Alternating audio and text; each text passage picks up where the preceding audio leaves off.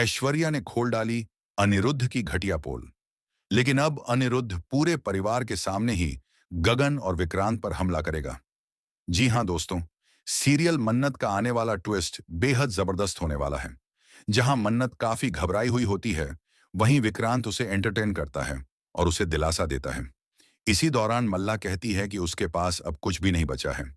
उसकी माँ उसे छीन गई क्योंकि ऐश्वर्या ने अपनी जान पर खेलकर मन्नत को बचाया और विक्रांत तो उसका है ही नहीं। ऐसे में मल्ला भागने की सोचती है।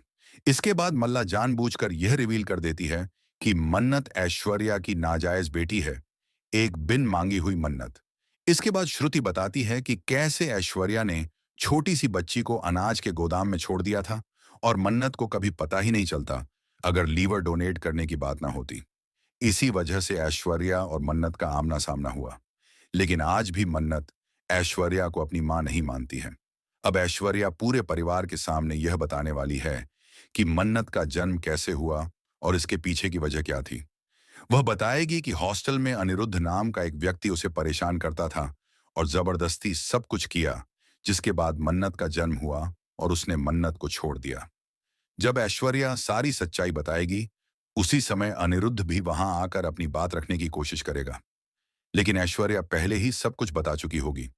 इसके बाद जब अनिरुद्ध अपनी बातें सामने रखेगा, तो मन्नत अपने ही पापा पर हमला करेगी और गुस्से में उनका कॉलर पकड़ती नजर आएगी। लेकिन सवाल यह है, क्या वाकई में ऐश्वर्या सच बोल रही है? क्या सच में ऐसा ही हुआ था, या फिर ऐश्वर्या ये कहानी गढ़ रही है और असली सच्चाई कुछ और ही है? क्योंकि जब अनिरुद्ध सच बताएगा, तो कोई भी उस पर विश्वास नहीं करेगा। ऐसे में अनिरुद्ध गुस्से में पागल होकर गगन और विक्रांत पर चाकू से हमला करने वाला है।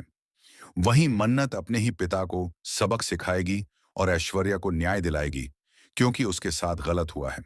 लेकिन क्या मल्ला की चालबाजियां बाहर आ पाएंगी?